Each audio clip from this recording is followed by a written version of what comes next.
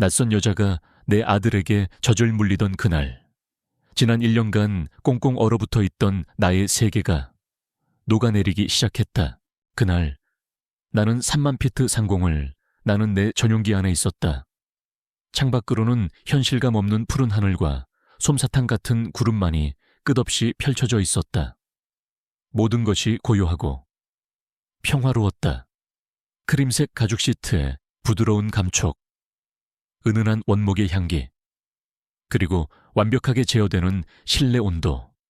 이곳은 나의 왕국이었고 나는 그 왕국의 유일한 왕이었다. 나는 노트북 화면에 떠있는 4분기 실적 보고서에서 눈을 떼지 않았다.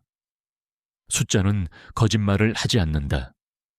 감정에 휘둘리지도 않는다. 나는 그 명료하고 비정한 숫자의 세계를 사랑했다. 그곳에는 내가 통제할 수 없는 변수란 존재하지 않았으니까. 바로 그때였다. 나의 완벽한 정적을 깨고 날카로운 울음소리가 들려왔다. 내 아들, 민준이었다. 울음소리는 객실 뒤편. 부모와 아이를 위해 마련된 작은 공간에서 들려왔다. 처음에는 그저 작은 칭얼거림이었다. 나는 미간을 살짝 찌푸렸다. 곧 그치겠지. 내가 고에게 연봉을 주고 고용한 업계 최고의 베테랑 부모가 아니던가. 그녀의 임무는 나의 아들이 나의 완벽한 세계에 그 어떤 소음도 일으키지 않도록 완벽하게 관리하는 것이었다. 하지만 나의 기대와는 달리 아이의 울음소리는 점점 더 커져만 갔다. 이제 그것은 단순한 칭얼거림이 아니었다. 세상이 무너진 듯 절박하고 처절한 비명에 가까웠다. 보고서의 숫자들 위로 아이의 울음소리가 검은 잉크처럼 번져나가기 시작했다. 나는 결국 노트북을 덮고 자리에서 일어났다. 내 아들 강민준, 세상에 태어난 지 이제 막 1년이 지난 작은 생명체. 그 아이는 내 인생의 가장 눈부신 기쁨이자 가장 끔찍한 고통의 증거였다. 나는 아내 지연을 사랑했다. 그녀는 나의 이 차가운 세계에 유일하게 존재했던 색깔이자 온기였다. 늦은 나이에 가진 첫 아이 소식에 우리는 세상을 다 가진 것처럼 기뻐했다. 나는 곧 태어날 아이를 위해 세상 최고의 것들로만 모든 것을 준비했다.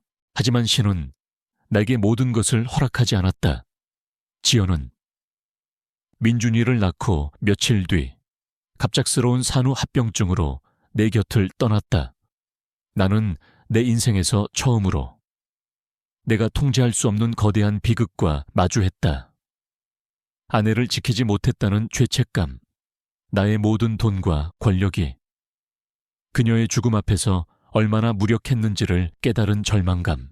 그날 이후 나의 세계는 얼어붙었다.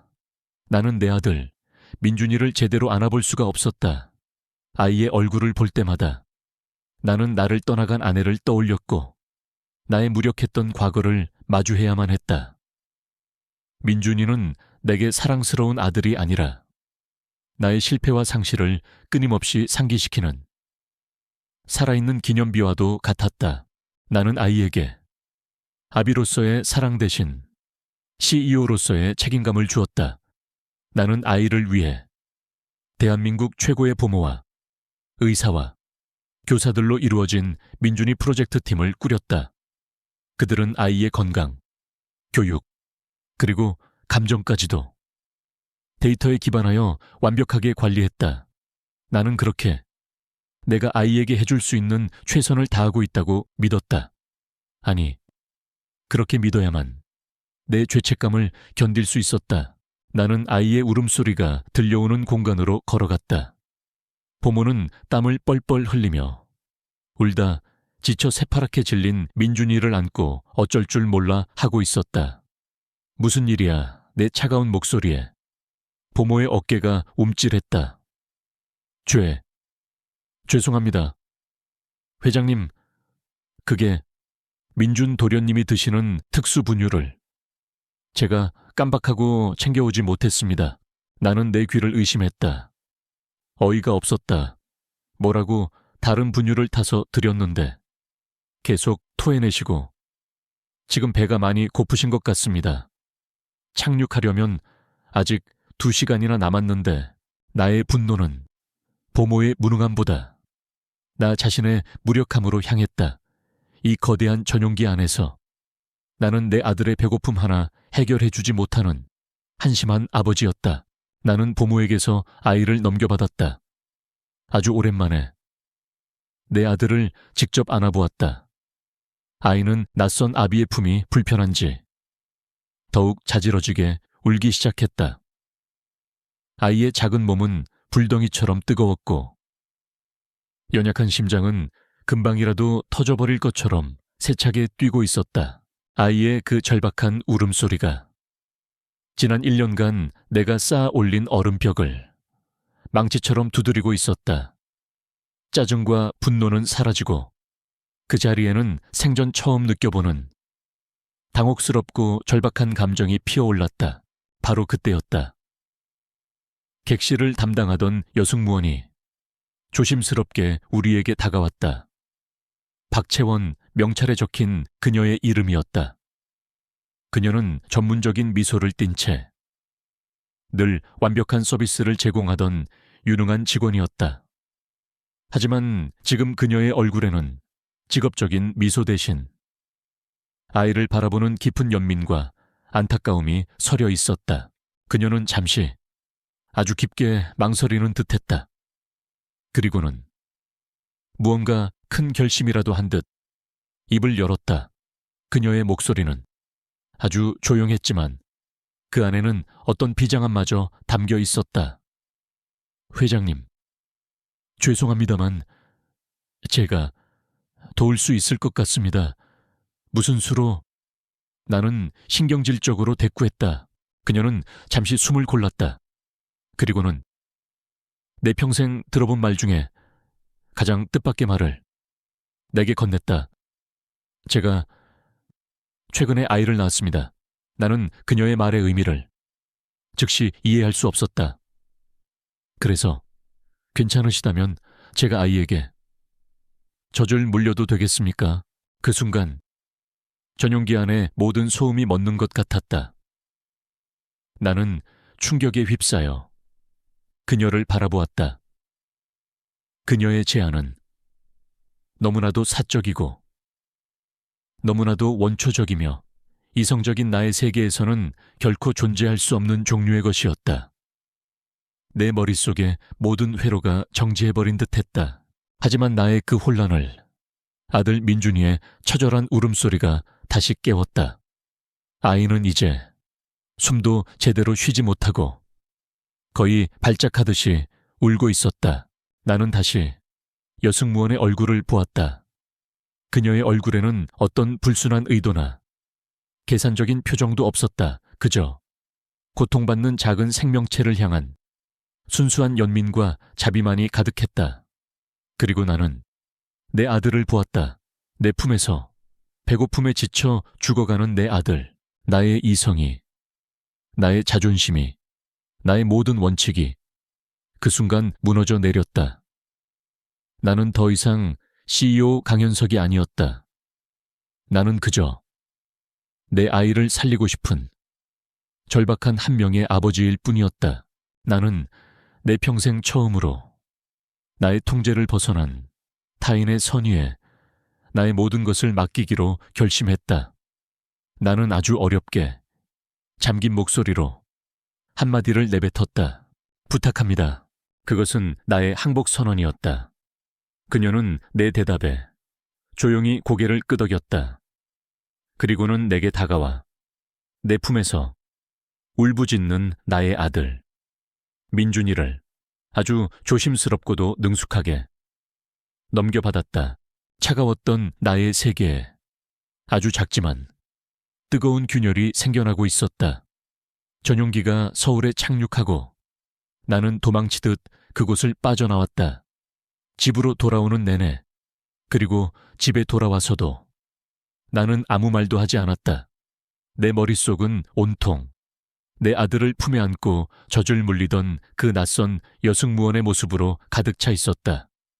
그녀의 그 평온한 얼굴, 아이를 향한 그 따뜻한 눈빛, 그리고 내 아들이 그녀의 품에서 더없이 평화롭게 잠들었던 그 모습, 그것은 지난 1년간 나의 세상에서는 단 한 번도 존재한 적 없는 아주 낯설고도 근원적인 평화의 풍경이었다. 나는 잠든 아들, 민준이가 누워있는 아기 침대 곁에 섰다. 아이는 며칠 굶기라도 한 듯 깊고 단잠에 빠져 있었다. 통통한 볼에는 희미한 우유 자국이 남아 있었다. 나는 나도 모르게 손을 뻗어 아이의 뺨을 만져보려 했다. 하지만 내 손가락은 아이의 뺨에 닿기 직전 허공에서 멈춰버렸다. 나는 내 아들을 만지는 것이 두려웠다. 나는 조용히 아이의 방을 나와 내가 사는 이 거대한 집을 유령처럼 배회하기 시작했다. 이 집은 나의 성공의 상징이자 나의 견고한 요새였다. 세계적인 건축가가 설계한 미니멀리즘의 정수, 모든 것은 직선과 평면, 그리고 무채색으로 이루어져 있었다. 나는 이 집을 꾸미기 위해 수십억을 아낌없이 썼다. 하지만 나는 단 한 번도 이 집을 가정이라고 생각해 본 적이 없었다. 이곳은 나의 휴식처가 아니라 나의 또 다른 사무실이자 나의 고독을 전시하는 거대한 쇼룸일 뿐이었다. 거실의 벽에는 내가 거금을 주고 사들인 유명 추상화가 걸려 있었다. 아내 지연은 살아생전에 저 벽에 우리의 행복한 순간이 담긴 가족 사진을 걸고 싶어 했다.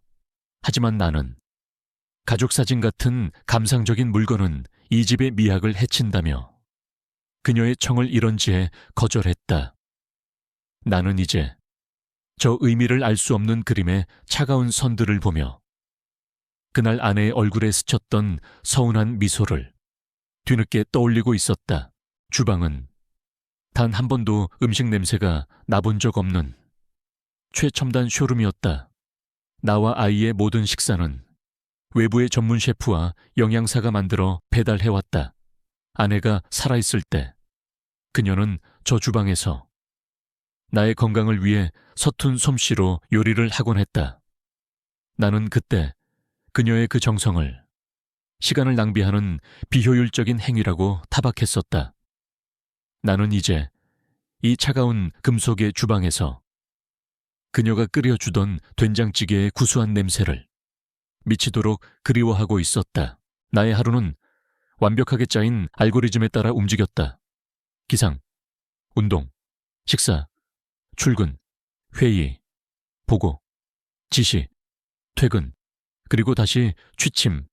그 완벽한 궤도 속에서 나는 살아있었지만 살고 있지는 않았다. 나는 그저 강연석이라는 이름의 CEO 역할을 수행하는 고성능의 기계일 뿐이었다. 나를 그렇게 만든 것은 아내의 죽음이었다. 나는 지연을 내 목숨보다 더 사랑했다. 그녀는 나의 얼어붙은 세상에 유일하게 존재했던 봄이었다. 우리는 서로의 가장 가난하고 힘들었던 시절을 함께 견뎠고 마침내 모든 것을 이루었을 때 아이를 가졌다. 그것은 내 인생의 정점이었다. 하지만 그 행복은 너무나도 짧았다. 아내는 민준이를 낳고 내게 세상에서 가장 아름다운 미소를 보여주고는 그대로 내 곁을 떠나버렸다. 손쓸 틈도 없는 갑작스러운 죽음이었다. 나는 무너져 내렸다. 내 인생에서 처음으로 나는 내 힘으로 어찌할 수 없는 거대한 운명의 벽 앞에서 철저하게 패배했다. 나는 나의 슬픔을 일로 덮었다. 아내를 지키지 못했다는 끔찍한 죄책감을 성공에 대한 집착으로 잊으려 했다. 나는 아내가 죽은 후 지난 1년간 미친 사람처럼 일만 했다. 마치 그렇게 하지 않으면 나 자신이 완전히 부서져 내릴 것만 같아서. 그리고 그 과정에서 나는 내 아들 민준이를 철저하게 외면했다. 나는 아이를 볼 수가 없었다. 아이의 얼굴에서 나는 나를 떠나간 아내의 모습을 보았다. 아이의 웃음소리에서 나는 내가 잃어버린 행복을 들었다. 민준이는 내게 사랑스러운 아들이 아니라 나의 실패와 상실을 끊임없이 상기시키는 살아있는 고통의 증거였다. 나는 아이에게 아비로서의 사랑을 주는 대신 CEO로서의 책임을 다했다. 나는 민준이 프로젝트 팀을 만들었다. 대한민국 최고의 소아과 의사, 아동 심리학자, 영양사, 그리고 부모들, 그들은 나의 아들을 하나의 완벽한 프로젝트로서 관리했다. 나는 매일 밤 그들이 보내오는 민준이의 성장 데이터와 활동 영상이 담긴 보고서를 확인했다. 나는 내 아들의 웃음을 내 눈이 아닌 태블릿 PC 화면을 통해 보고 있었다. 나는 그것이 내가 내 아들을 위해 해줄 수 있는 최선이라고 믿었다. 하지만 오늘 비행기 안에서 나는 깨달았다. 낯선 여인의 품에 안겨 세상 모르고 잠들었던 내 아들의 그 평화로운 얼굴, 그것은 내가 나의 모든 돈과 능력으로도 결코 사줄 수 없는 것이었다. 내 아들은 완벽한 관리를 원했던 것이 아니라 그저 따뜻한 엄마의 품을, 인간의 온기를 원했던 것이다. 나는 지난 1년간 내 아들에게서 가장 중요한 것을 빼앗아온 가장 잔인하고 이기적인 아버지였다. 나는 민준이의 방으로 들어갔다. 아이의 방 역시 내 집의 다른 공간들처럼 차갑고 완벽했다. 최고급 친환경 소재로 만든 아기 침대, 두뇌 발달에 좋다는 수백만 원짜리 장난감들, 그리고 24시간 최적의 습도와 온도를 유지하는 공기청정기. 그곳에는 아이의 손때 묻은 인형 하나, 벽에 그려진 낙서 하나 없었다. 나는 아기 침대 옆에 서서 잠든 아들의 얼굴을 가만히 내려다보았다. 아내를 꼭 닮은 예쁜 얼굴. 나는 그제야 내가 내 아들을 얼마나 사랑하고 있는지를 사무치게 깨닫고 있었다. 하지만 나는 그 사랑을 어떻게 표현해야 하는지 그 방법을 완전히 잊어버린 남자였다. 나는 다시 비행기 안에서의 그 여승무원 박채원을 떠올렸다. 그녀가 내 아들을 안아들었을 때의 그 자연스럽고 따뜻한 몸짓, 그녀의 눈빛에 담겨있던 깊고 슬픈 연민. 그녀는 내 아들에게 젖을 물려준 것이 아니었다. 그녀는 나의 이 얼어붙은 세계에 자신의 심장의 온기를 나누어 준 것이었다. 나는 깊은 절망감과 동시에 아주 희미한 희망을 느꼈다. 나의 완벽했지만 공허했던 세계는 이제 그 민낯을 완전히 드러냈다. 나는 모든 것을 가졌지만 가장 중요한 것은 아무것도 가지지 못한 실패한 남자이자 실패한 아버지였다. 이제 나는 다시 시작해야만 했다. 나의 아들에게 진짜 아버지가 되어주기 위해, 그리고 어쩌면 나 자신을 구원하기 위해 나는 그 시작을 오늘 내 아들을 구해준 그 낯선 여자에게서 찾아야만 할 것 같았다. 그녀가 내 아들을 품에 안는 순간 지옥 같던 기내의 모든 소음이 거짓말처럼 멎었다. 그녀는 아이를 데리고 다른 승객들의 시선이 닿지 않는 가장 구석진 좌석으로 향했다. 그리고는 담요로 자신의 몸과 아이를 가려 프라이버시를 위한 작은 공간을 만들었다.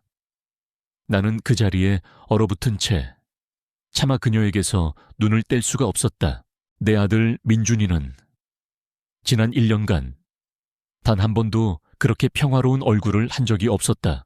아이는 마치 가뭄 끝에 단비를 만난 아기 새처럼 필사적으로, 그리고 안도하며 그녀의 젖을 빨았다. 울음으로 새파랗게 질려있던 아이의 얼굴에 서서히 따뜻한 혈색이 돌아왔다. 발작처럼 버둥거리던 작은 몸은 이제 그녀의 품 안에서 완전히 이완되어 있었다. 나는 그 광경을 거의 경외에 가까운 눈으로 바라보았다. 그것은 내가 나의 모든 돈과 권력으로도 결코 만들어낼 수 없는 가장 원초적이고 숭고한 생명의 교감이었다. 한 생명이 또 다른 생명에게 자신의 몸을 내어주어 위로하고 먹이고 살리고 있었다. 얼마 지나지 않아 아이는 그녀의 품에 안긴 채 깊고 단 잠에 빠져들었다. 지난 몇 시간 동안 나를 괴롭혔던 그 처절한 비명은 이제 고르고 평화로운 숨소리로 변해 있었다. 나는 그제야 내가 숨을 참고 있었다는 사실을 깨달았다. 나는 무너져 내리듯 내 자리에 주저앉았다. 온몸의 긴장이 풀리면서 극심한 피로감과 함께 아주 복잡하고 낯선 감정들이 나를 덮쳐왔다. 고마움, 미안함, 그리고 내가 한없이 작고 무력한 존재라는 것을 깨달은 자괴감. 비행기가 서울에 가까워질 무렵 그녀는 잠든 아이를 아기 바구니에 조심스럽게 다시 눕혔다. 그녀는 아무 일도 없었다는 듯 다시 흐트러짐 없는 승무원의 모습으로 돌아와 착륙을 위한 객실 정리를 시작했다. 그녀의 그 프로페셔널한 모습이 나를 더욱 비참하게 만들었다. 나는 그녀에게 이 빚을 갚아야만 했다. 나, 강현석은 평생 누군가에게 빚을 지고는 살지 못하는 남자였다. 나는 내가 아는 유일한 방법으로 이 모든 것을 정산하기로 결심했다. 비행기가 활주로에 완전히 멈춰서고 출입문이 열리기 직전 나는 다른 직원들이 모두 내릴 준비를 하는 틈을 타 그녀에게 다가갔다. 나는 품 안에서 수표첩과 만년필을 꺼냈다. 그리고는 한 사람의 인생을 바꾸고도 남을 만큼의 아주 큰 액수를 적어 내려갔다. 이것이 내가 그녀의 특별한 서비스에 대해 지불할 수 있는 최대한의 성의였다. 나는 그녀에게 수표를 내밀었다. 오늘 일에 대한 작은 성의요. 나는 그녀가 놀라거나 혹은 기뻐하며 이것을 받아들 것이라 생각했다. 하지만 그녀는 수표와 내 얼굴을 잠시 번갈아 보더니 내가 전혀 예상하지 못했던 아주 슬픈 미소를 지었다. 그것은 거절의 미소였다. 회장님, 마음만 감사히 받겠습니다. 그녀는 고개를 저으며 내 손을 부드럽게 밀어냈다. 제가 한 일은 돈으로 값을 매길 수 있는 일이 아닙니다. 그녀의 목소리는 조용했지만 그 안에는 어떤 것에도 휘둘리지 않는 단단한 존엄성이 담겨 있었다. 저는 그저 배고파 오는 아이를 외면할 수 없었던 한 명의 엄마였을 뿐입니다. 엄마. 그녀의 그 한마디가 나의 모든 계산과 논리를 무너뜨렸다. 나는 그녀의 숭고한 모성애에 돈이라는 저속한 가격표를 붙이려 한 속물에 불과했다. 나는 극심한 수치심에 얼굴이 화끈거렸다. 그녀는 내게 가볍게 목례를 하고는 다른 승무원들과 함께 비행기를 빠져나갔다. 나는 텅 빈 기내에 홀로 남아 그녀가 거절한 수표를 든 채 멍하니 서 있었다. 나는 내가 살 수 없는 것이 이 세상에 존재한다는 사실을 오늘 처음으로 깨달았다. 집으로 돌아오는 차 안에서도 나는 아무 말도 하지 않았다. 민준이는 카시트에서 집에 도착할 때까지 한 번도 깨지 않고 깊이 잠들어 있었다. 김 기사는 백미러로 나의 표정을 살폈지만 감히 말을 걸지는 못했다. 내 머릿속은 온통 그녀가 했던 말로 가득 차 있었다. 저는 그저 한 명의 엄마였을 뿐입니다. 그녀는 대체 어떤 사람이기에 그런 말을 할 수 있는 것일까? 그녀의 그 깊고 슬픈 눈동자 뒤에는 어떤 사연이 숨겨져 있는 것일까? 나는 그녀를 이해해야만 했다. 그것은 단순한 호기심이 아니었다. 그것은 나의 무너진 자존심과 내가 평생 믿어왔던 세계관을 다시 일으켜 세우기 위한 필사적인 몸부림이었다. 그녀라는 수수께끼를 풀지 못하면 나는 앞으로 나아갈 수 없을 것만 같았다. 다음 날 나는 회사에 출근했지만 일에 전혀 집중할 수가 없었다. 모니터의 숫자들은 의미 없는 기호로 보였고 임원들의 보고는 소음으로만 들렸다. 내 머릿속에는 오직 그녀의 얼굴과 그녀의 목소리, 그리고 그녀의 품에 안겨 평화롭게 잠들었던 내 아들의 모습만이 끊임없이 재생되고 있었다. 나는 마침내 결심했다. 나는 최 비서를 호출했다. 그는 나의 가장 유능하고 충실한 비서였다. 나는 잠시 망설였다. 한 개인의 사생활을 침해하는 내가 가장 경멸하던 짓이었다. 하지만 나의 알고자 하는 욕망은 나의 도덕적 원칙을 뛰어넘고 있었다. 김 비서, 어제 우리 전용기에 탑승했던 박채원 승무원 기억하나 네? 회장님, 기억하고 있습니다. 그분에 대해 조용히 좀 알아봐 주게. 나는 최대한 감정을 드러내지 않으려 노력하며 말했다. 무례하지 않은 선에서 어떤 사람인지, 혹시 무슨 특별한 사연이라도 있는지, 최 비서는 나의 의중을 파악하려는지. 잠시 나를 바라보다가 이내 고개를 숙였다. 알겠습니다.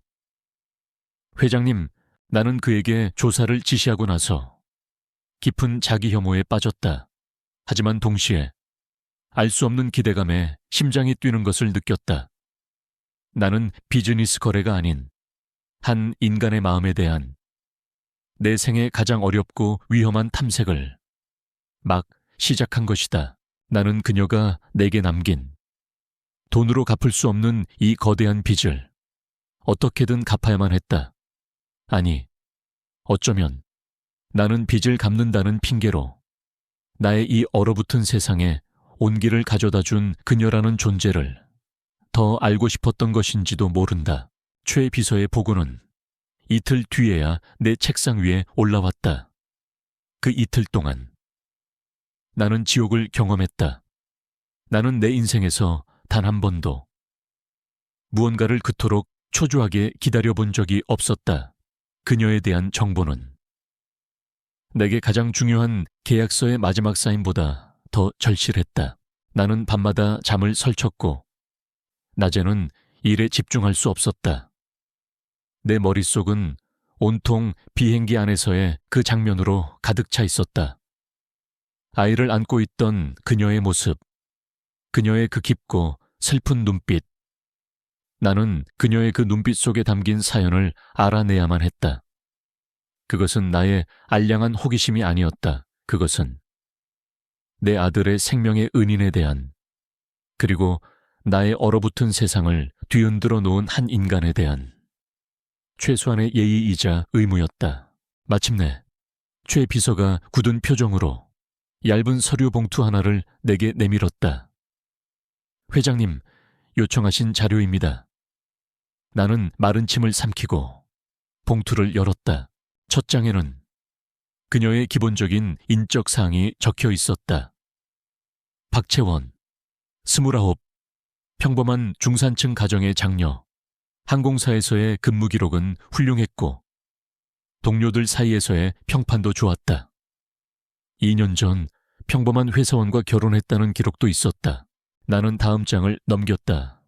그리고 나는 내 눈을 의심했다.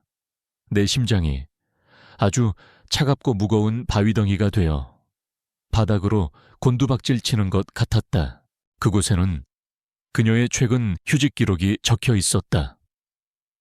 휴직, 사유 출산 및 육아. 그녀는 불과 몇 달 전까지 출산 휴가 중이었다. 그녀는 아들을 낳았다. 그리고 그 아래 내 숨을 먹게 만든 마지막 한 줄이 있었다. 한 달 전 신생아 돌연사 증후군으로 아이를 잃고 일주일 전 회사에 복직함. 나는 같은 문장을 몇 번이고 다시 읽었다. 믿을 수가 없었다. 아니, 믿고 싶지 않았다. 비행기 안에서 내 아들에게 젖을 물렸던 그 여자는 그저 최근에 아이를 낳은 여자가 아니었다. 그녀는 자신의 목숨과도 같았을 아이를 한 달 전에 하늘로 떠나보낸 비통에 잠긴 엄마였던 것이다. 내 아들을 살렸던 그녀의 그 젖은 원래는 그녀의 죽은 아들이 먹었어야 할 눈물 젖은 모유였다.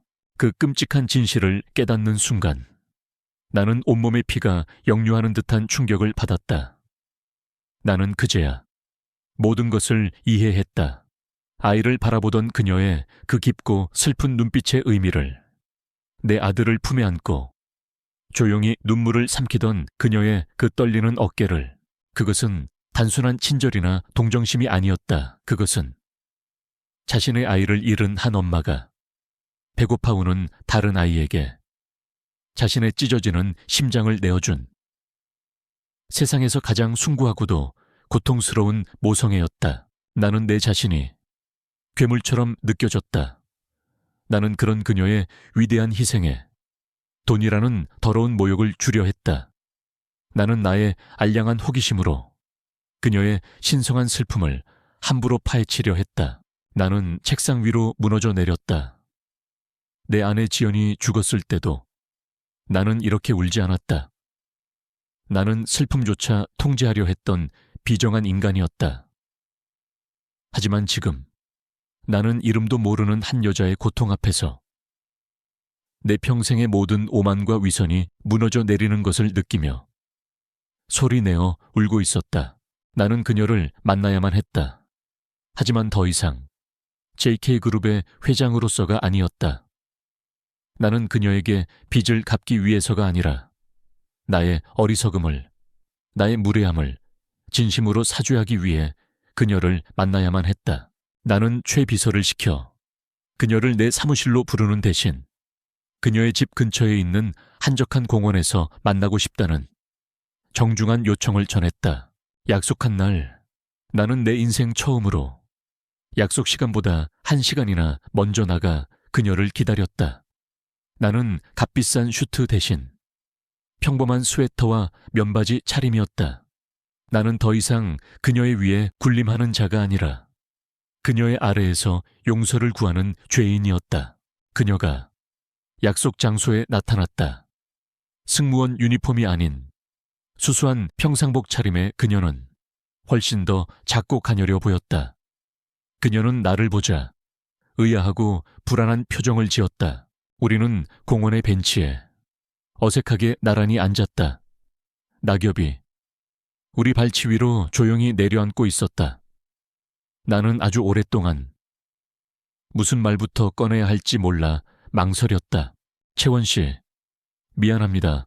마침내 내가 꺼낸 첫 마디는 진심을 담은 사죄였다. 그녀는 놀란 눈으로 나를 보았다. 당신의 아기에 대한 이야기를 들었소. 나는 차마 그녀의 눈을 보지 못하고 바닥에 떨어진 낙엽을 보며 말했다.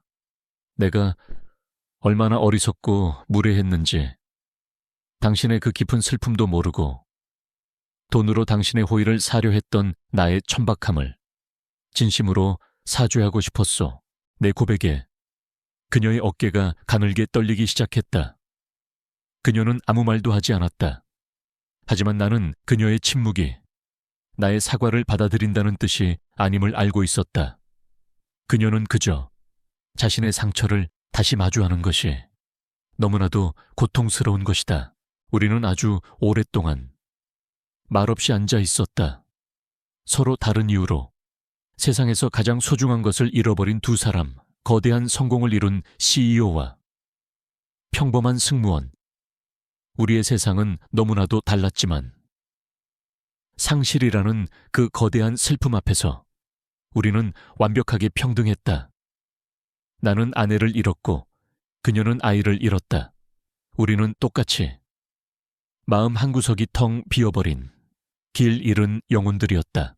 그 침묵 속에서 나는 역설적으로 지난 10년간 단 한 번도 느껴보지 못했던 깊은 유대감과 위로를 느끼고 있었다. 해가 지기 시작하고 공원에 찬 바람이 불어왔다. 가끔은 이렇게 같이 걷는 것도 괜찮겠소. 나는 나도 모르게 중얼거렸다. 그것은 계획된 말이 아니었다. 나의 외로움이 그녀의 외로움에게 건네는 서투른 제안이었다. 그녀는 대답하지 않았다. 하지만 고개를 젓지도 않았다. 우리는 그날 그렇게 헤어졌다. 나는 그녀에게 내가 갚아야 할 빚이 돈이 아니라 그녀의 그 깊은 슬픔을 함께 나누고 그녀의 상처를 함께 보듬어 주어야 하는 마음의 빚이라는 것을 깨달았다. 그것은 우리 둘의 길고 아픈 구원의 여정이 이제 막 시작되었음을 알리는 조용한 서곡이었다. 공원에서의 만남 이후 우리는 아주 조심스럽게 서로의 세계에 발을 들여놓기 시작했다. 우리의 만남은 이제 공원 벤치에만 머무르지 않았다. 우리는 가끔 오래된 서점이 모여있는 골목을 함께 걷거나 작은 미술관에서 그림을 보며 시간을 보냈다. 우리는 서로에게 많은 것을 묻지 않았지만 함께 보내는 시간 속에서 말없이 서로에 대해 많은 것을 배우고 있었다.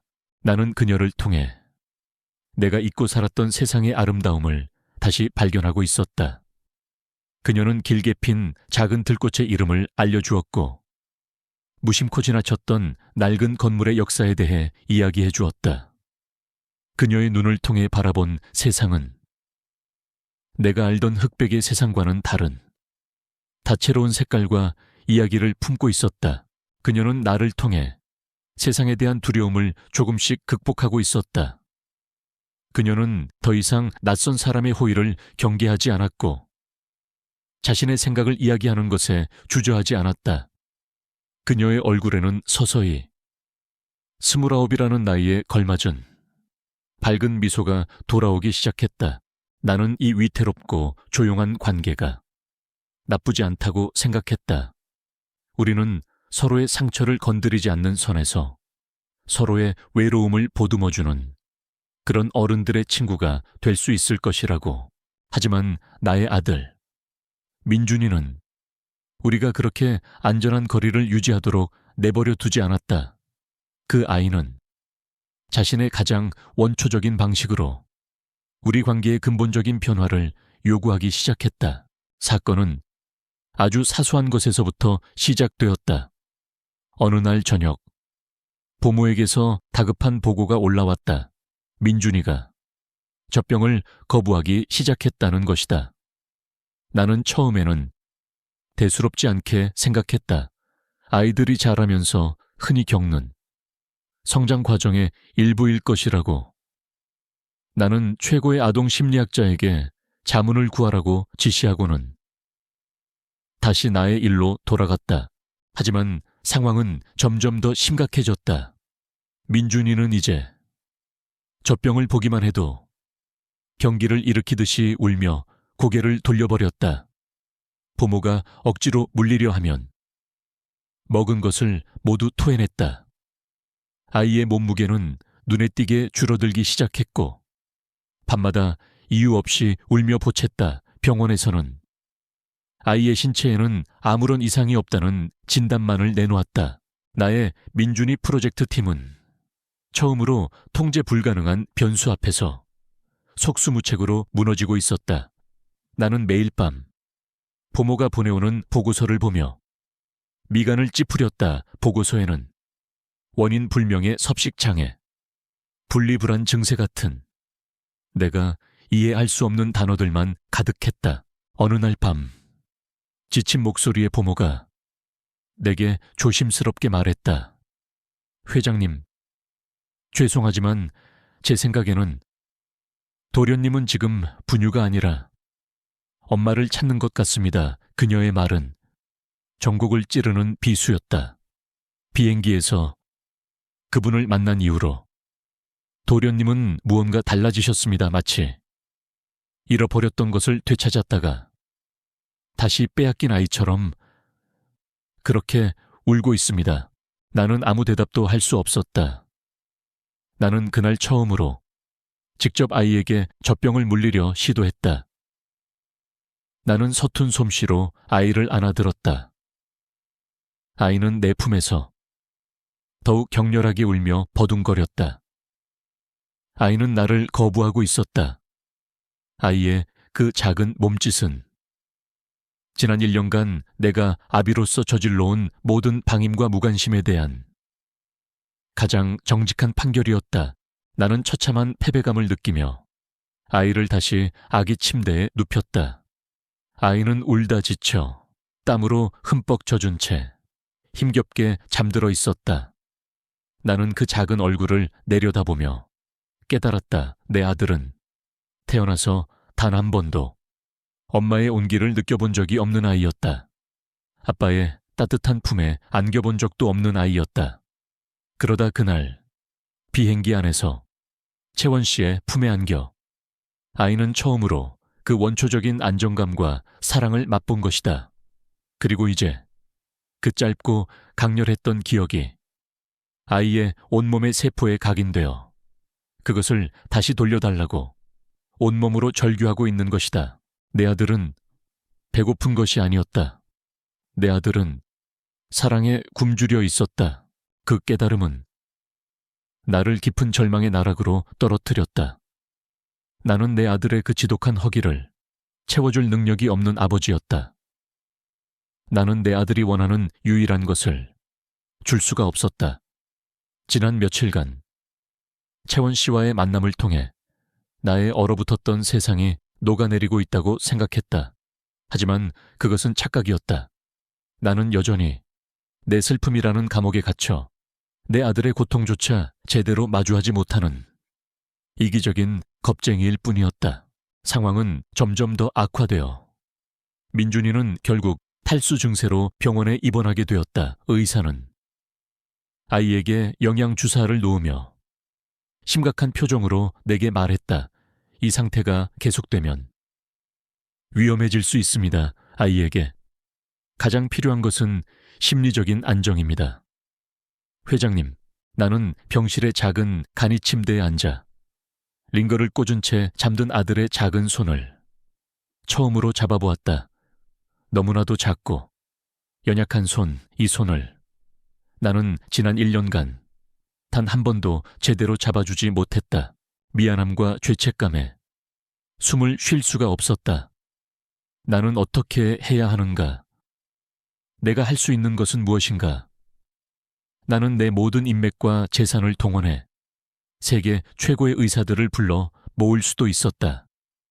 하지만 그들 중 누구도 내 아들이 진정으로 원하는 것을 줄 수는 없을 것이다. 내 아들이 원하는 것은 오직 한 사람, 박채원 그녀에게 다시 한번 도움을 청해야만 했다. 그것은 미친 짓이었다. 상식 밖의 일이었다.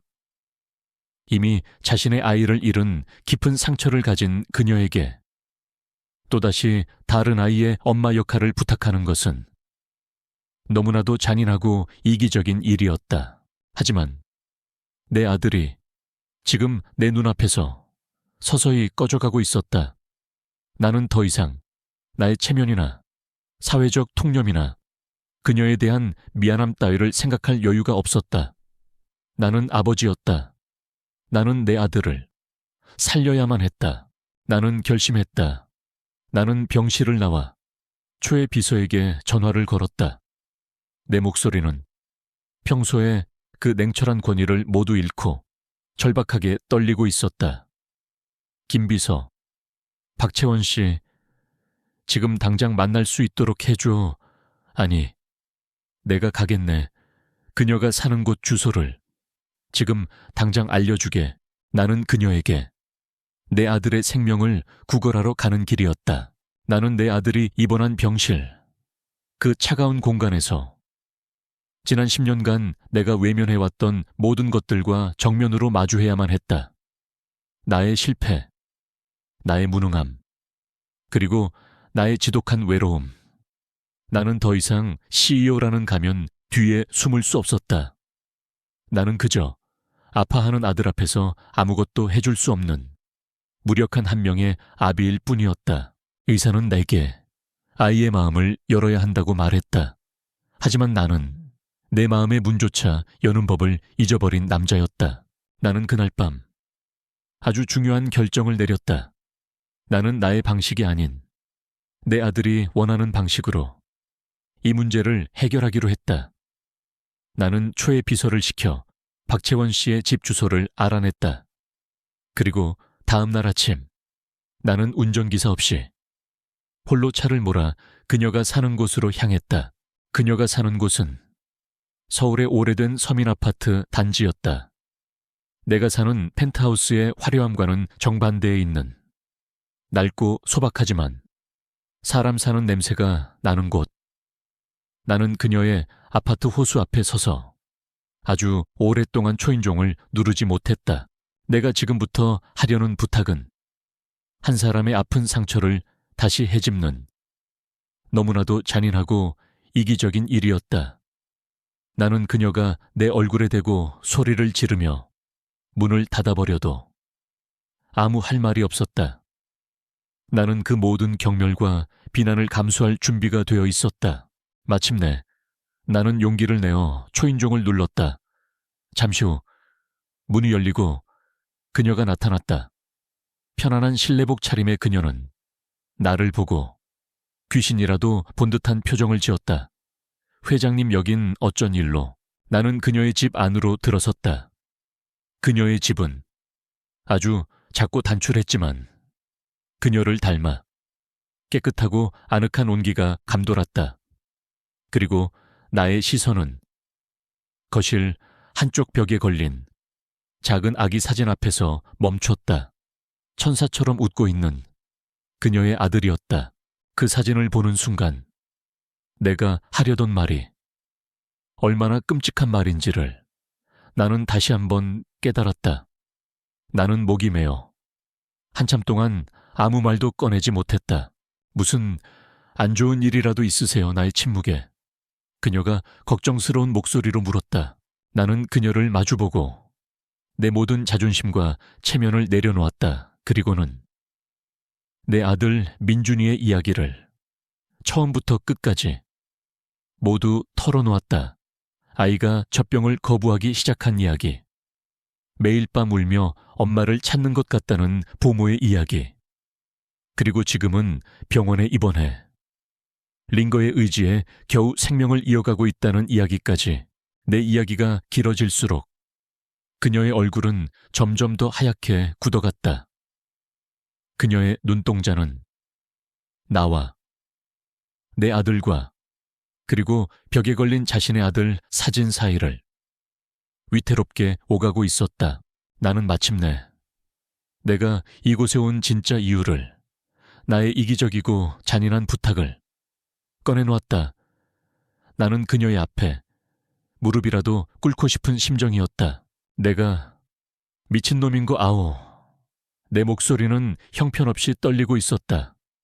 그리고 지금 내가 하려는 부탁이 채원 씨의 아픈 상처를 다시 헤집는 너무나도 잔인한 부탁이라는 것도 아오. 하지만 내 아들이 당신을 원하오. 나는 애원했다. 의사도 부모도 아닌 당신의 그 온기를, 그날 비행기 안에서의 그 짧은 순간을 아이는 엄마의 기억으로 품고 있는 것 같소. 나는 잠시 숨을 골랐다. 그리고 가장 어렵고 가장 이기적인 나의 본심을 그녀에게 전했다. 그러니 제발 내 아들의 엄마가 되어달라는 게 아니오. 변호사를 통해 정식으로 최고의 대우로 당신을 내 아들의 보모로 고용하고 싶소. 내 말이 끝나자 방 안에는 무거운 침묵이 흘렀다. 그녀는 아무 말 없이 눈물만 흘리고 있었다. 그 눈물은 분노의 눈물일까? 슬픔의 눈물일까? 아니면 내 대한 연민의 눈물일까? 나는 알 수 없었다. 나는 그녀가 당연히 나의 이 미친 제안을 거절할 것이라고 생각했다. 하지만 그녀는 아주 오랫동안 침묵한 끝에 나를 보며 말했다. 그녀의 목소리는 모든 것을 체념한 사람처럼, 혹은 모든 것을 초월한 사람처럼 이상할 정도로 차분했다. 제가 회장님 아드님을 한번 만나볼 수 있을까요? 그것이 그녀의 대답이었다. 우리는 함께 민준이가 입원한 병실로 향했다. 아이는 여전히 링거를 맞은 채 깊은 잠에 빠져 있었다. 그녀는 아기 침대 옆에 서서 아주 오랫동안 잠든 내 아들의 얼굴을 내려다보았다. 그녀의 얼굴 위로 수만 가지의 감정이 스쳐 지나갔다. 그리움, 안타까움, 그리고 깊은 모성에 그녀는 조심스럽게 아들의 작은 손을 어루만졌다. 그러자 기적 같은 일이 일어났다. 깊은 잠에 빠져 있던 민준이가 그녀의 손길에 스르르 눈을 뜬 것이다. 아이는 낯선 그녀를 보고도 울지 않았다. 오히려 마치 아주 익숙한 사람을 만난 것처럼 그녀를 향해 희미하게 웃어 보였다. 그 순간 채원 씨의 눈에서 굵은 눈물방울이 툭 하고 떨어져 내렸다. 그녀는 내 아들의 얼굴 위로 자신의 죽은 아들의 얼굴을 겹쳐보고 있는 것이리라. 나는 그 광경을 숨죽여 지켜보았다. 그것은 아들을 잃은 한 엄마와 엄마를 잃은 한 아들이 서로의 상처를, 서로의 그리움을 말없이 교감하는 세상에서 가장 슬프고도 아름다운 재회였다. 그녀는 눈물을 닦고 나를 돌아보며 말했다. 회장님, 아이에게는 죄가 없지요. 그녀는 결심을 굳힌 듯 했다. 제가 회장님의 제안을 받아들이겠습니다. 하지만 조건이 있습니다. 저는 돈 때문에 이 일을 하는 것이 아닙니다. 그러니 월급이나 계약금 같은 것은 필요 없습니다. 대신 그녀는 잠시 말을 멈추고 다시 내 아들을 바라보았다. 제가 이 아이의 곁에 있는 동안 회장님께서도 이 아이의 진짜 아버지가 되기 위해 노력하겠다고 저와 약속해 주십시오.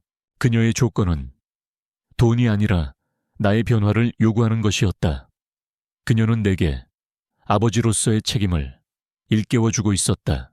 나는 그녀의 그 깊은 뜻 앞에서 고개를 숙일 수밖에 없었다. 약속하겠소.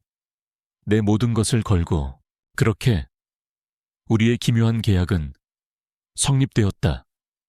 나는 그녀에게 내 아들의 보모가 되어달라고 부탁했다. 하지만 사실 나는 그녀에게 나와 내 아들의 무너진 세계를 다시 일으켜 세워달라고 애원하고 있었던 것이다. 민준이는 기적처럼 안정을 되찾았다. 내가 병실로 채원 씨를 데려간 그날 이후 아이는 더 이상 울거나 떼를 쓰지 않았다. 그녀가 곁에 있다는 것만으로도 아이는 세상 가장 안전한 항구에 닿은 돛담배처럼 평온했다. 의사는 아이의 빠른 회복에 놀라움을 표하며 며칠 뒤 퇴원을 허락했다. 퇴원하는 날 아이를 안고 병원을 나선 것은 내가 아니라 채원 씨였다. 나는 마치 수행 비서처럼 그녀와 아이의 뒤를 묵묵히 따랐다. 병원을 나서던 수많은 사람들이 우리를 이상한 눈으로 쳐다보았다. 젊은 엄마와 그 뒤를 따르는 나이 든 남자.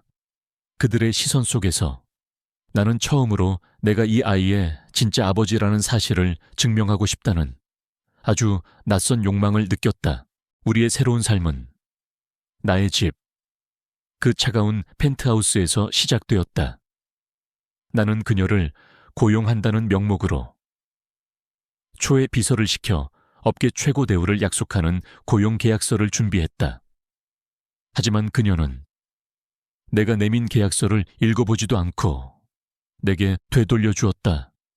약속 잊으셨어요? 그녀는 나를 흔들림 없는 눈으로 바라보며 말했다.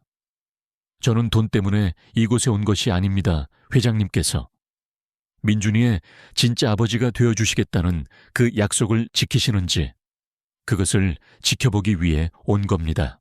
나는 부끄러움에 얼굴을 들 수가 없었다. 나는 또다시 모든 관계를 돈으로 계산하려는 나의 저속한 습성을 드러내고 만 것이다.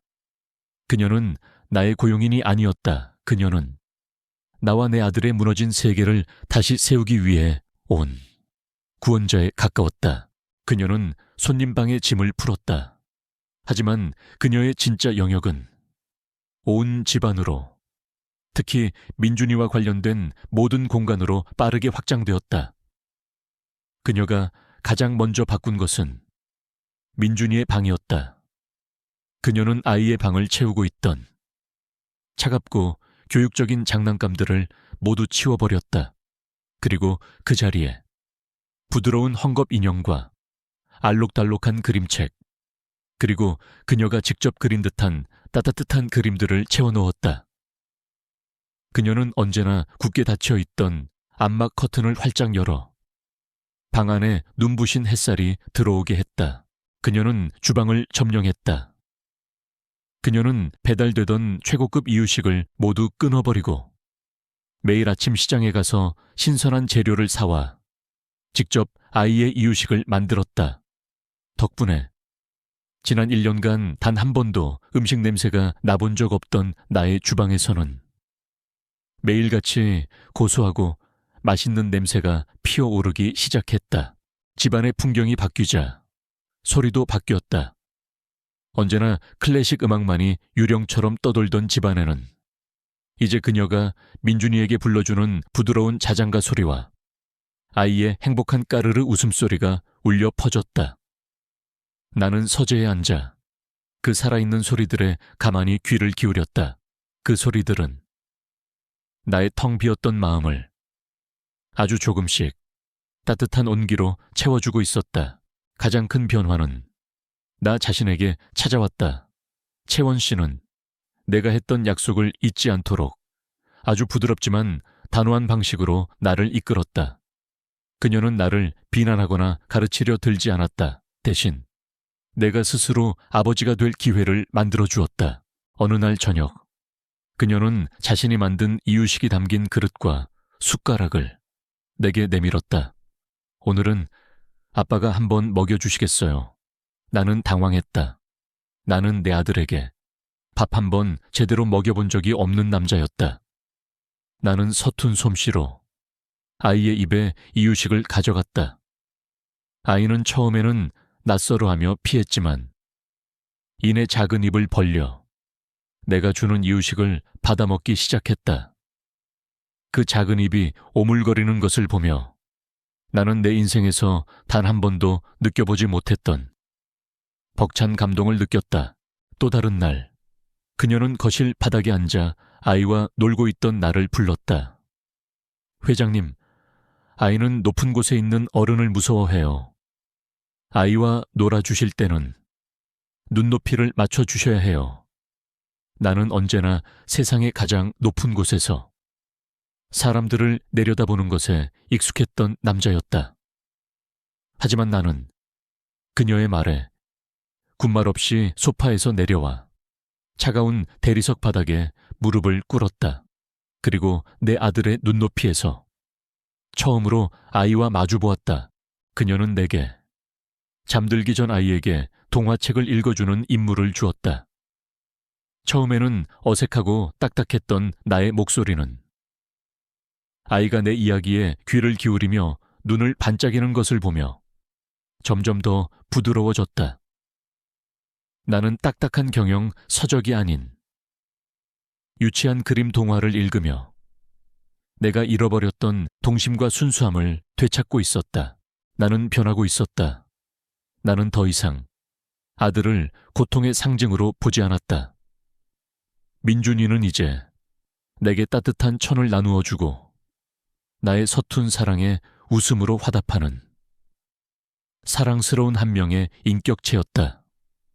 나는 일이 끝나면 술자리나 저녁 약속을 잡는 대신 곧장 집으로 달려왔다. 내 아들이, 그리고 아들과 함께 있는 그녀가 기다리고 있었기 때문이다.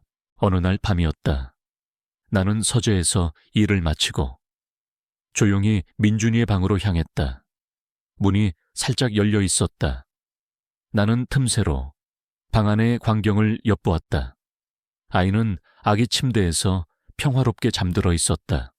그리고 채원 씨는 그 옆에 흔들의자에 앉아 꾸벅꾸벅 졸고 있었다.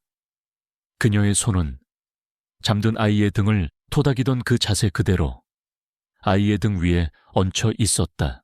부드러운 스탠드 불빛 아래 나란히 잠든 두 사람의 모습은 한 폭의 성스러운 그림과도 같았다. 나는 그 모습을 보며 거대한 감정의 파도에 휩싸였다. 고마움, 미안함, 그리고 내가 잃어버린 아내에 대한 사무치는 그리움과 그럼에도 불구하고 내 앞에 펼쳐진 이 새로운 희망에 대한 벅찬 감동. 나는 조용히 문을 닫았다. 나는 깨달았다. 그녀는 단순히 내 아들을 치유하고 있는 것이 아니었다. 그녀는 나의 이 지독한 상실감과 죄책감을 함께 치유해주고 있었다. 우리는 각자의 상처를 가진 부서진 세 사람이었다. 하지만 우리는 지금 이 차가운 집 안에서 서로의 온기에 기대어 아주 서툴고 위태롭지만 세상에서 가장 따뜻한 형태의 가족이 되어가고 있었다. 채원 씨가 우리 집에 들어온 후 첫 번째 계절이 지나고 두 번째 가을이 찾아왔다. 나의 펜트하우스는 더 이상 차가운 무채색의 공간이 아니었다.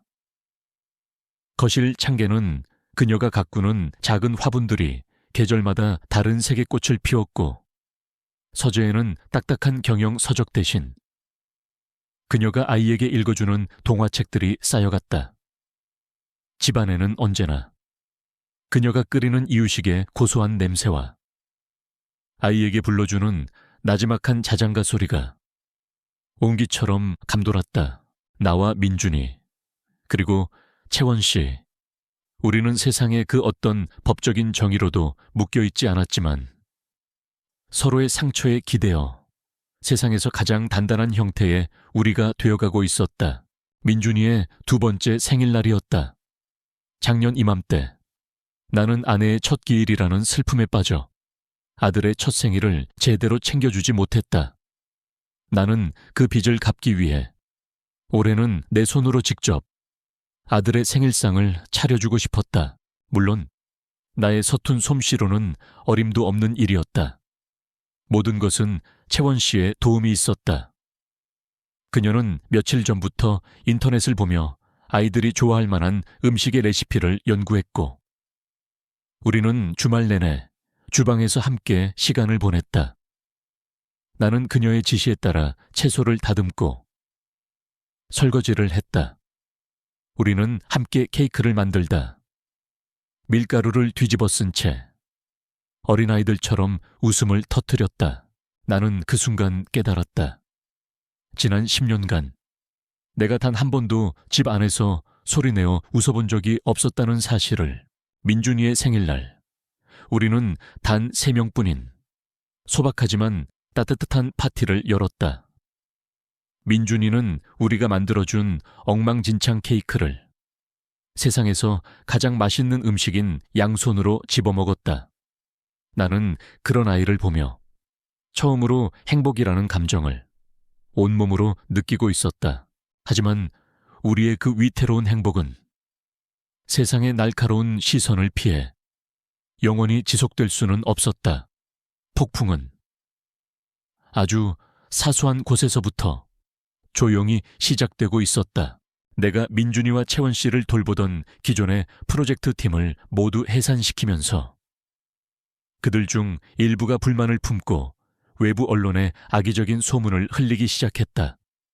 강현석 회장, 아내가 죽은 지 1년 만에 젊은 여자를 집에 들여 베일에 쌓인 회장님의 사생활, 아이 보모인가, 숨겨둔 애인인가. 나는 주말마다 아이와 채원 씨를 데리고 인적이 드문 공원이나 수목원으로 나들이를 갔다. 그럴 때마다 누군가 멀리서 우리를 몰래 촬영하는 듯한 느낌을 받았다. 아니나 다를까. 얼마 지나지 않아 인터넷 연예 매체에 나와 채원 씨 그리고 민준이가 함께 있는 흐릿한 파파라치 사진이 실리기 시작했다. 소문은 회사 안에서도 걷잡을 수 없이 퍼져나갔다. 직원들은 내 앞에서는 아무렇지 않은 척했지만 등 뒤에서는 그들의 호기심과 경멸이 담긴 수군거림이 느껴졌다. 나는 그 모든 것을 무시하려 했다. 나의 사생활은 내가 지켜야 할 나의 영역이었다. 하지만 나의 죽은 아내, 지연의 가족들은 그것을 그냥 내버려 둘 생각이 없는 듯 했다. 어느 날 저녁 장인어른에게서 전화가 걸려왔다. 그는 평소의 온화한 목소리가 아닌 바위처럼 무겁고 차가운 목소리로 주말에 가족회의를 하겠으니 자신의 집으로 오라고 통보했다. 약속한 날 나는 무거운 마음으로 장인어른의 전통 한옥집으로 향했다. 대청마루에는 장인어른과 장모님 그리고 처남이 마치 나를 신문하려는 재판관들처럼 굳은 표정으로 앉아 있었다. 자네, 이게 다 뭔가. 장인어른은 대뜸 우리들의 사진이 실린 타블로이드 신문을 내 앞에 던졌다. 죽은 내 딸을 두고 어찌 자네가 이럴 수 있단 말인가. 저 어린 계집은 대체 정체가 뭐야. 장모님이 옆에서 날카로운 목소리로 거들었다. 자네 아들을 돌본다는 핑계로 저런 근본도 없는 것을 집에 들여앉혀 세상 사람들이 자네를 뭐라고 하겠나. 그리고 우리 지연이는 하늘에서 이 꼴을 보고 얼마나 피눈물을 흘리겠어.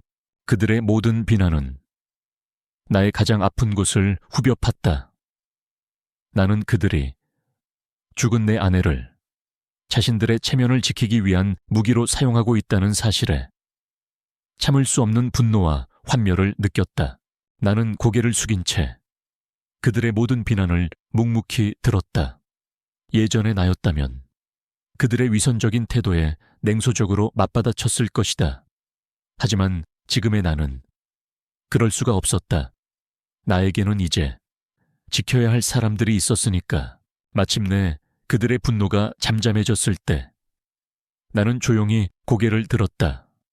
그리고 나의 이야기를 시작했다.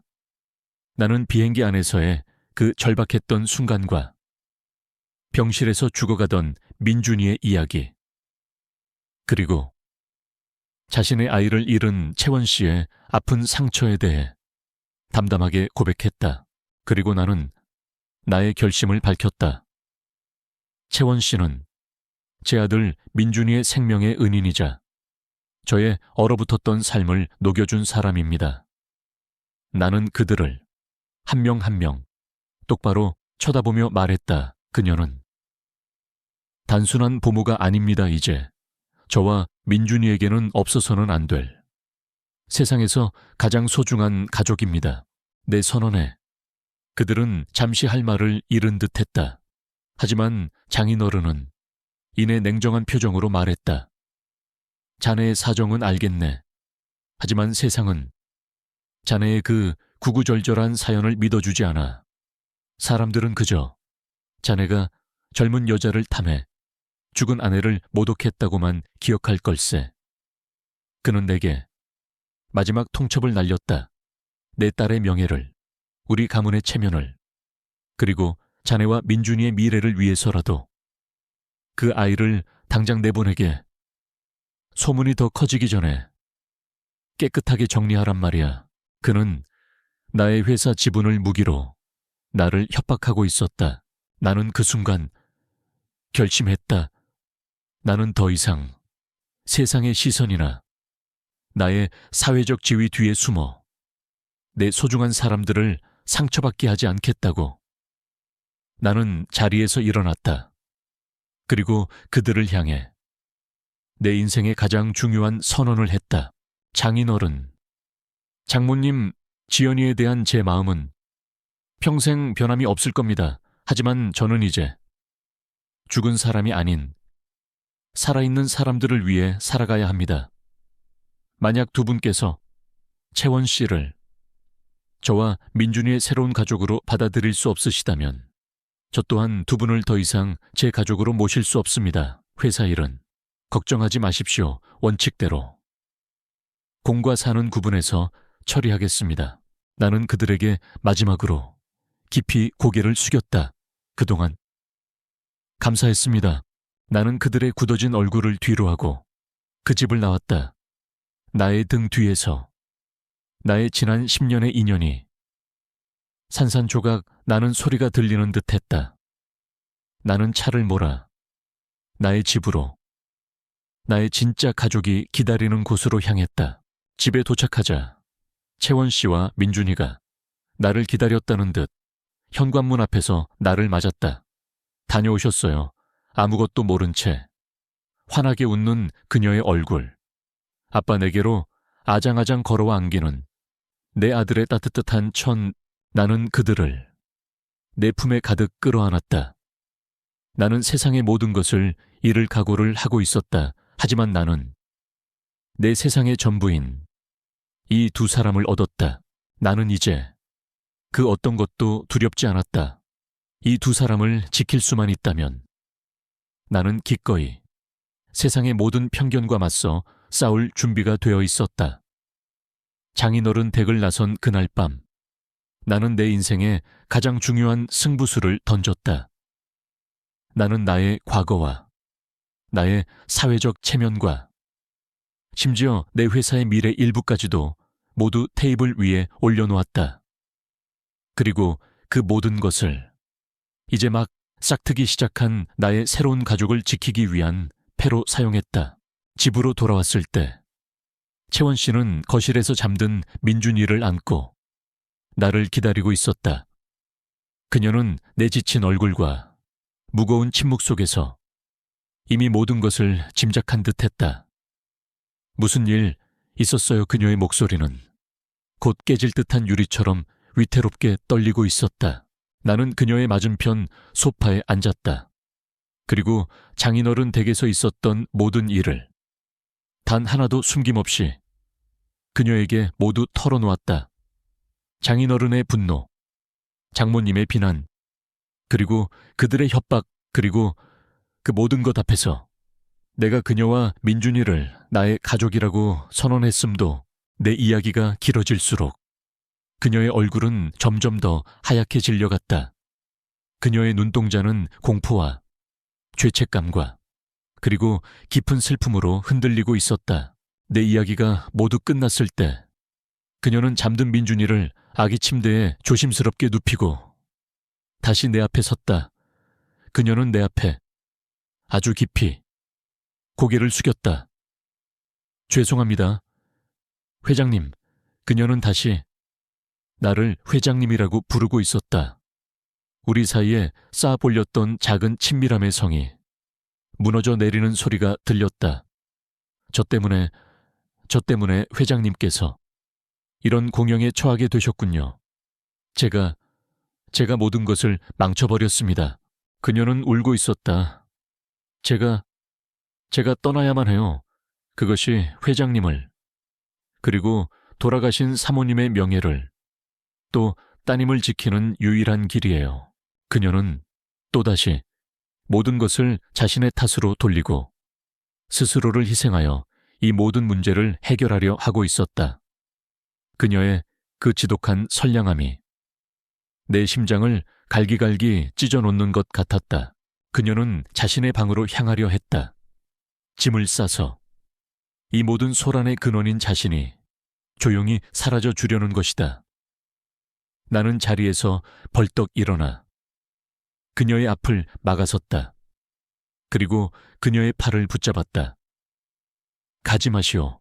내 목소리는 내가 들어도 낯설 만큼 절박하고 간절했다. 제발 가지 마시오. 나는 그녀를 다시 소파에 앉혔다. 그리고 그녀의 앞에 무릎을 꿇었다. CEO 강현석이 한 여자 앞에 자신의 모든 자존심을 버리고 무릎을 꿇고 있었다. 당신은 짐이 아니오. 나는 그녀의 눈을 보며 말했다. 당신은 내가 잃어버렸던 삶, 그 자체요. 나는 나의 모든 것을, 나의 가장 깊은 내면을 그녀에게 고백하기 시작했다. 당신을 만나기 전 나는 유령이었소. 성공이라는 이름의 화려한 무덤 속을 의미 없이 떠도는 나는 웃는 법도, 우는 법도, 심장이 뛴다는 감각조차 잊어버린 텅 빈 껍데기였소. 하지만 당신이, 그리고 민준이가 나의 세상에 들어온 후 모든 것이 변했소. 당신이 끓여주던 이유식 냄새에 이 집은 처음으로 가정의 향기를 품게 되었고, 당신이 불러주던 자장가 소리에 나의 지독한 불면증은 사라졌어. 당신이 내 아들을 보며 짓던 그 미소를 볼 때마다 나는 내가 왜 살아야 하는지를 어렴풋이 깨닫게 되었소. 나는 그녀의 차가운 손을 나의 두 손으로 감쌌다. 나는 평생 내 아내 지연 씨를 내 마음속 가장 깊은 곳에 간직할 거요. 그 누구도, 그 무엇도 그 자리를 대신할 수는 없소. 나는 죽은 아내에 대한 나의 진심을 그녀에게 먼저 전해야만 했다. 하지만 당신은 지연 씨의 자리를 대신하는 사람이 아니오. 당신은 나의 텅 비고 얼어붙었던 세상에 박채원이라는 전혀 새로운 빛으로, 새로운 온기로 들어온 사람이오. 나는 당신에게 화려한 삶이나 죽은 아내의 자리를 약속할 수는 없소. 내가 약속할 수 있는 것은 나의 남은 모든 시간과 나의 서툴지만 전부를 다한 진심뿐이오. 나는 마침내 내 마음속 가장 깊은 곳에 숨겨두었던 나의 마지막 소망을 그녀에게 전했다. 채원 씨, 더 이상 민준이의 부모가 아니라 나와 민준이의 진짜 가족이 되어주시겠소. 우리 함께 서로의 상처를 보듬어주고 서로의 외로움에 기댈 수 있는 아주 평범하지만 세상에서 가장 따뜻한 그런 가정을 만들어 갑시다. 나는 그녀를 거실의 거대한 통유리창 앞으로 이끌었다. 창밖으로는 수많은 빌딩들이 뿜어내는 화려한 불빛들이 은하수처럼 펼쳐져 있었다. 저 불빛들, 나는 저 모든 것을 가졌다고 생각했소. 하지만 당신과 민준이를 잃는다면 저 모든 것은 내게 그저 차가운 잿더미일 뿐이오. 나의 진짜 세상은 저곳이 아니라 바로 당신과 민준이가 있는 이곳이오. 내 고백이 끝나고 거실에는 다시 침묵이 흘렀다. 그녀는 멈추지 않는 눈물을 흘리며 나를 바라보고 있었다. 나는 그녀의 심판을 기다렸다. 그녀가 나를 거절한다 해도 나는 아무 할 말이 없었다. 아주 오랜 시간이 흐른 뒤 그녀가 아주 작은 목소리로 내게 대답했다. 아, 네. 그 한마디에 나는 구원받았다. 나는 그녀를 내 품에 가득 끌어안았다. 그녀의 작은 몸은 가늘게 떨리고 있었다. 하지만 나는 그녀의 심장 박동을 통해 느낄 수 있었다. 그녀의 두려움이 아주 조금씩 희망으로 변해가고 있다는 것을. 바로 그때 잠에서 깬 민준이가 침실에서 아장아장 걸어 나왔다. 아이는 우리가 서로 껴안고 있는 모습을 보더니 환하게 웃으며 달려와 우리의 다리를 함께 끌어안았다. 엄마, 아빠, 아이는 불분명한 발음으로 우리가 그토록 듣고 싶었던 그 두 단어를 처음으로 말했다. 나는 아이를 안아들었다. 그리고 채원 씨를 더욱 힘껏 끌어안았다. 창밖의 세상은 여전히 우리를 향해 손가락질하고 우리를 심판하려 들지도 모른다. 하지만 이제 아무 상관없었다. 나의 세상은 이제 이 거실이 아니라 바로 내 품 안에 있었다. 상처 입은 세 사람이 서로를 부둥켜 안고 마침내 하나의 완전한 가족이 되어가고 있었다. 우리의 길고 길었던 겨울은 마침내 끝나고 있었다. 나의 고백과 아들의 작은 옹알이가 우리의 새로운 시작을 알리는 신호탄이 되었다. 그날 이후 우리는 더 이상 세상의 시선 뒤에 숨지 않았다. 나는 내 인생에서 처음으로 나의 행복을, 나의 가족을 세상 앞에 당당하게 드러내기로 결심했다. 물론 그 과정은 쉽지 않았다. 내가 채원 씨와의 관계를 공식적으로 인정한 후 세상은 잠시 우리를 향해 뜨거운 호기심과 비난을 퍼부었다. 죽은 아내를 배신한 냉혈한 CEO, 돈 많은 남자를 꿰어낸 어린 승무원, 타블로이드 신문들은 자극적인 제목으로 우리의 이야기를 입맛대로 재단했다. 예전의 나였다면 법무팀을 동원해 모든 기사를 내리고 소문의 근원지를 찾아내 짓밟아 버렸을 것이다. 하지만 지금의 나는 달랐다. 나는 한 유력 시사 주간지와 단독으로 심층 인터뷰를 가졌다. 나는 그 자리에서 변명이나 해명 대신 우리의 이야기를 있는 그대로 담담하게 고백했다. 나의 아내를 잃은 깊은 슬픔과 아버지로서의 무력감, 그리고 한 아이의 생명을 구한 채원 씨의 숭고한 희생과 그녀가 가진 깊은 상처에 대해 나는 세상의 동정을 구걸하지 않았다. 나는 그저 상처 입은 두 사람이 서로의 상처를 보듬으며 하나의 가정을 이루어가는 과정을 조용히 지켜봐 달라고 한 명의 인간으로서, 한 명의 아버지로서 정중하게 부탁했다. 나의 진심은 생각보다 큰 울림을 만들어냈다. 세상의 비난은 서서히 공감과 이해로 바뀌어갔다.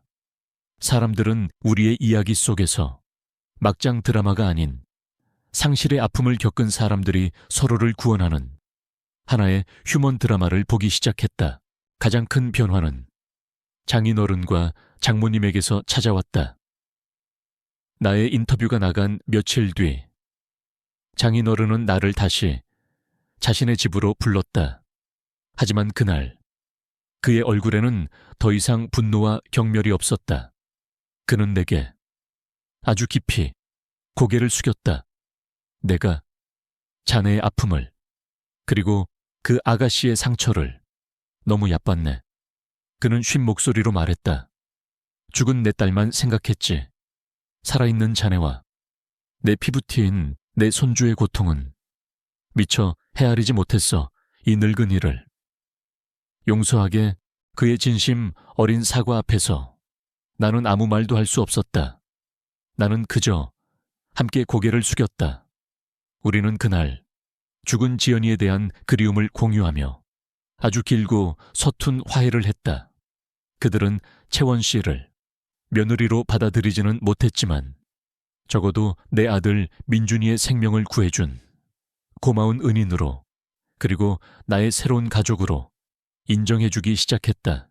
모든 폭풍우가 지나간 뒤 우리에게는 비로소 진짜 평화가 찾아왔다.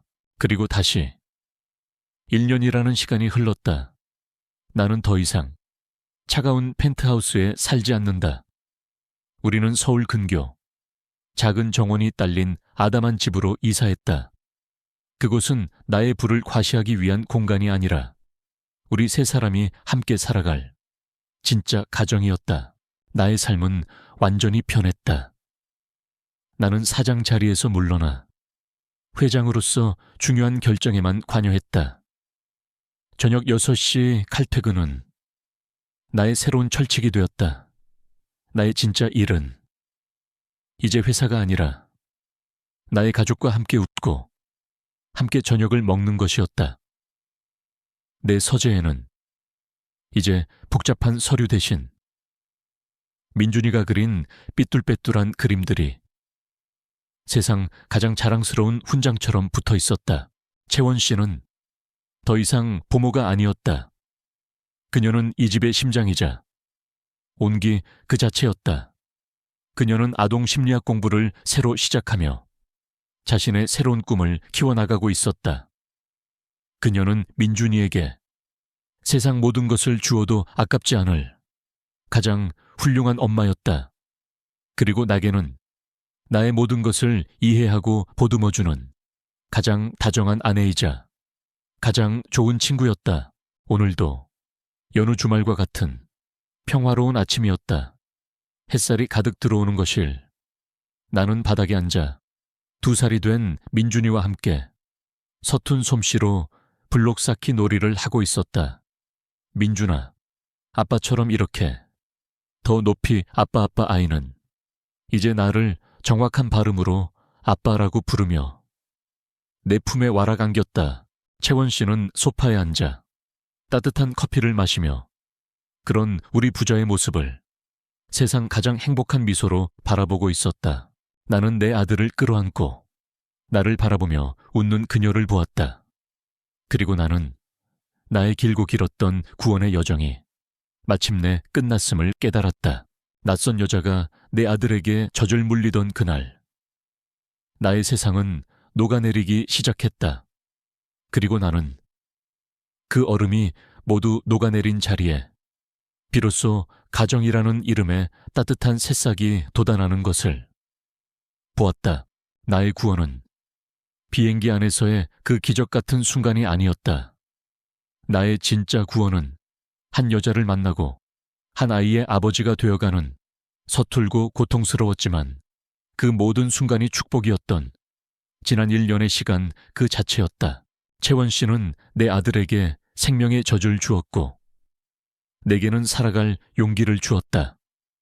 그리고 나는 그녀의 텅 비어 있던 가슴에 민준이의 웃음소리와 나의 이 서툰 사랑을 가득 채워주었다. 우리는 서로에게 세상 가장 완벽한 구원이었다. 나는 내 품에 안긴 아들의 이마에 입을 맞추고 나를 보며 웃는 그녀를 향해 내 생에 가장 따뜻하고 가장 완전한 미소를 지어 보였다.